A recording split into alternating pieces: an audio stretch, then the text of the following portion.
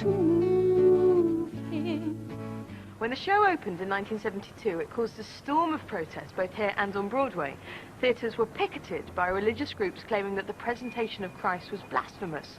25 years later, Tim Rice and Andrew Lloyd Webber's show has been resurrected in a new production at the Lyceum. We went to see if it's still a piece of radical theatre, or now a nostalgic night out for old swingers. I'd have to know my Lord. Have to know, I'd have to know my Lord. To see, I'd have to see my Lord. Have to see, I'd have to see my Lord. If I die, what would be my reward? If I die, what would be my reward? Have to know my Lord. Have to know my Lord. Why should I die? Like after the rather... In 1972, when Andrew Lloyd Webber first brought the show to the stage, it was highly controversial.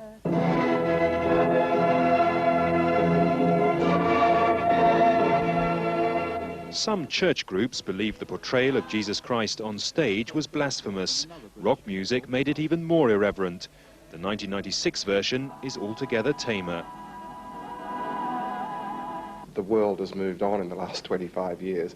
I mean, there will still be the die-hard, very fundamental Christian element who I think will say it's not what we'd like to see. But I think not the controversy originally, no. At the time, there was a lot to do with rock and roll as well, being quite a new thing and something that people considered quite blasphemous, and therefore putting Jesus Christ into a rock and roll context was very hard for some people to take. But I don't think you'll have nuns picketing the theatre, as apparently you did last time. Jesus, I am overjoyed to meet you face to face.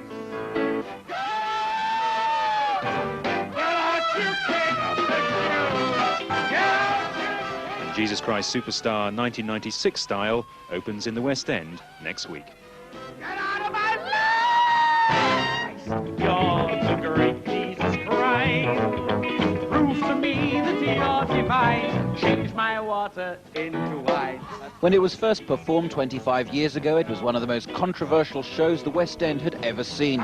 The three R's not normally seen together: religion, rock and roll. Questions were raised in the House of Commons. The Pope was asked to intervene. People's minds may have broadened since then, but with some extra risque elements of its own, the cast here are hoping that the second coming of Jesus Christ Superstar will be just as powerful. It's not really me, you know, but I have to think a lot. I have to psych myself up before I get into character. The man himself is a very strong, passionate leader with obvious vulnerabilities. So getting close to that is hard enough without the whole religious and spiritual thing on top. Religion aside, the new show marks something of a reincarnation for the Lyceum itself. The theatre's undergone a £14 million renovation, ready for what will be its first extended run of drama in more than 50 years. People have a particular image of Superstar which has got a lot of theatrical glitz to it. What we have tried to do is go back to basics and come up with a production which is hopefully a lot more earthy. Hopefully it will surprise people and hopefully it will move them. I don't know how to take this. Last time this show was in London, it stayed for 8 years. With an open-ended run available here, the cast are hoping to be equally long-lived. Fittingly, this grandfather of rock opera is being revived at London's Lyceum Theatre, which is reopening after 56 years. And despite the musical's age, there was still a buzz of anticipation for the show that became a huge hit for Andrew Lloyd Webber. Jesus! Prior to the big night, we caught up with the cast in rehearsal. To meet you face to face. You've been getting all around the place. The world has been treated to a string of monster musical hits from Andrew Lloyd Webber, but it is easy to forget how pioneering Jesus Christ Superstar had been when it first appeared. But it was the controversy over its content which provoked the biggest headlines. Many of the current cast were still in nappies during the original blasphemy protest. I think we've moved on in the way we look at religion and we're more prepared to debate things. So I think we can probably look at it a little more objectively in 1996. So it's well worth bringing it back and letting people have another look at it.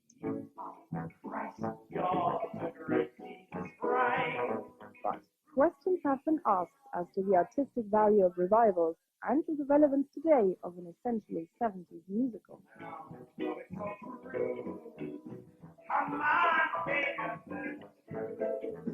The way it's staged is much more of the 90s. It's very contemporary, the movement, the choreography, and also they've updated a lot of the gospel side of things. So it does sound contemporary. I think they have worked on that, and it's not a flower power type musical, it's a musical of the 90s.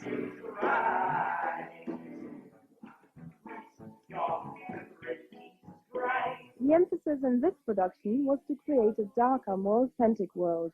So the set is designed like a Roman amphitheatre, drawing the audience attention inwards. We try to readdress the whole piece, really, and try and inject a little bit of truth. And during the whole creative process, we found that it was a very dynamic and exciting show, and so we try to accentuate that, really, and pull out as much of the passion, as you say, of the piece. And the music is still as fresh today, even more so, I think, we're in a big 70s revival, really. And therefore, I think the music is very poignant and very, very now. It's very funky still, I mean, that's always a good thing.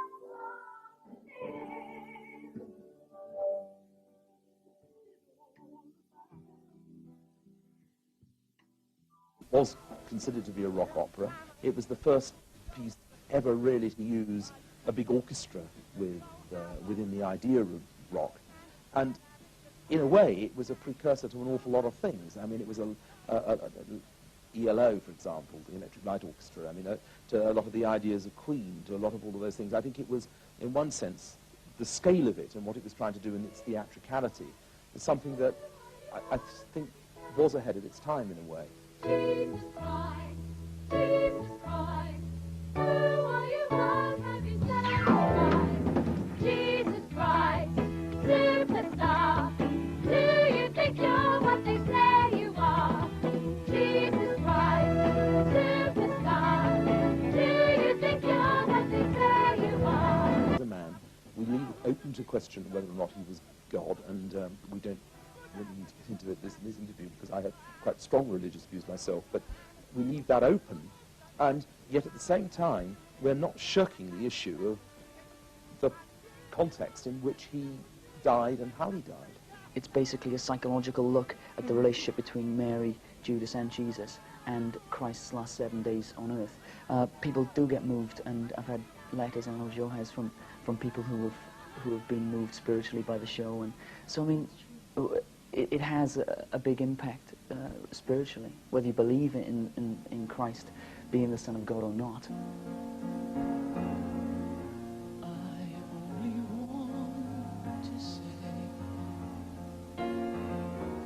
We treated this production as if it was something that was entirely new. We didn't think about it as a revival. I mean, there have been revivals of Superstar that you can go and see around the country even now. What we decided this was to be was a first-class new production of the piece as it has never, ever been done before. 30 years on, people, I mean, nuns picketed it 30 years ago, as a lot of people know. And we still have people sort of picketing Saturday night shows out there saying right, I'm the spawn of the devil and all that sort of thing, which is probably quite right, but there you go.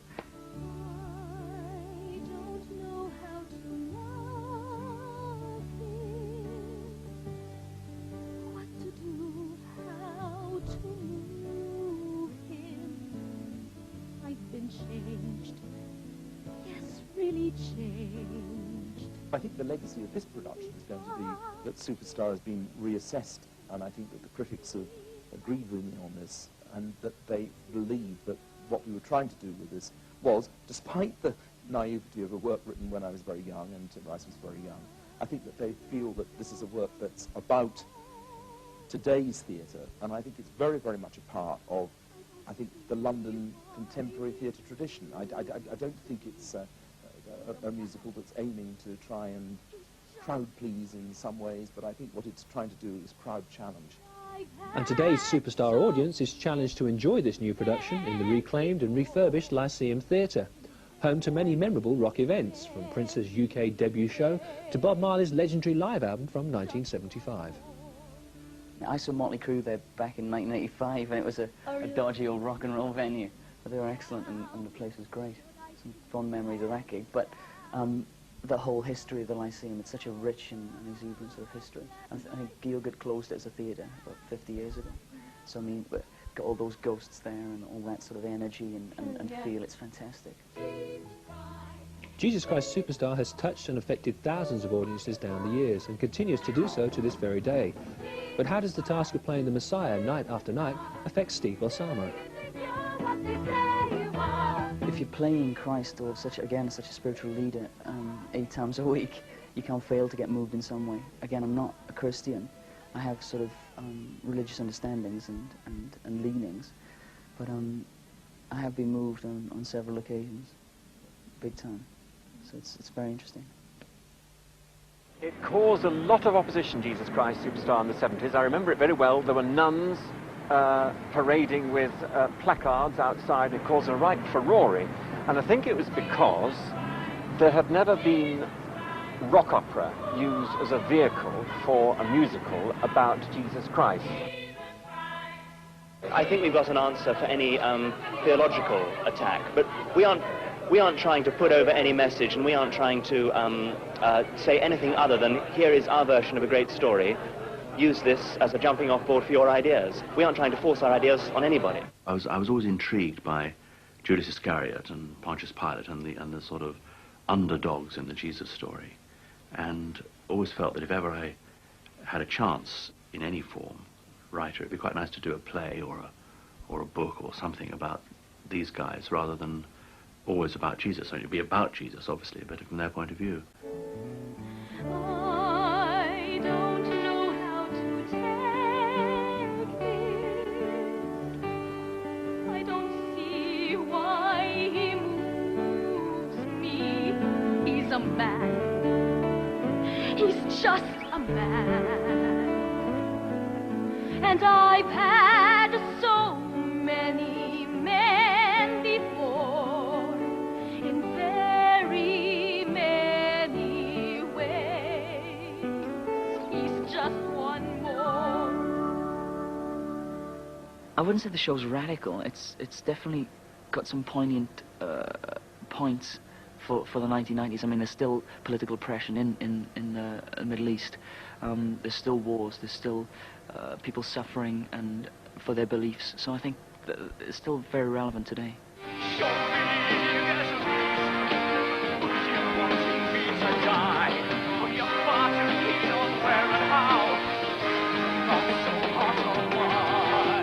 Gethsemane is, in my view, I think it's Christ's question to God, and he's just questioning God about why he has to go through the pain and suffering, and eventually surrendering to it.